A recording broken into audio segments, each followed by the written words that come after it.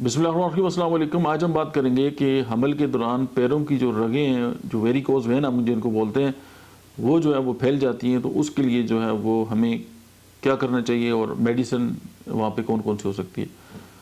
अब जब varicose vein आ जाती है तो अक्सर जब आप विज़िट करते हैं डॉक्टर के पास, तो वो उनके पास कोई हल सच नहीं होता, तो वो यही कहते हैं कि ऑपरेशन कर देंगे इनको। लेकिन आप अगर होम्योपैथिक मेडिसिन की तरफ आएंगे तो ये जो रगें हैं ये बहुत ज़बरदस्त नॉर्मलाइज हो जाती हैं। उसमें एक तो ये है कि आप बहुत आहिस्तगी के साथ जो है वो सीढ़ियाँ आराम आराम से ऊपर नीचे, वेरिकोज के वाले से बात हो रही है। लेकिन अगर आपको प्रेगनेंसी जो है उसके हिसाब से कोई इशू है तो आपने ये हरकत नहीं करनी। और उसमें आप मेडिसिन जो है वो इस्तेमाल कर सकें तो हेमामेलिस और पल्साटीला, ये बहुत ही शानदार मेडिसिन है। और ये जो वेंस के अंदर जो वाल्व की ख़राबी होती है ये उसको बहुत ज़बरदस्त दूर करती है। मैंने सैकड़ों पेशेंट जो है उनको ट्रीट किए।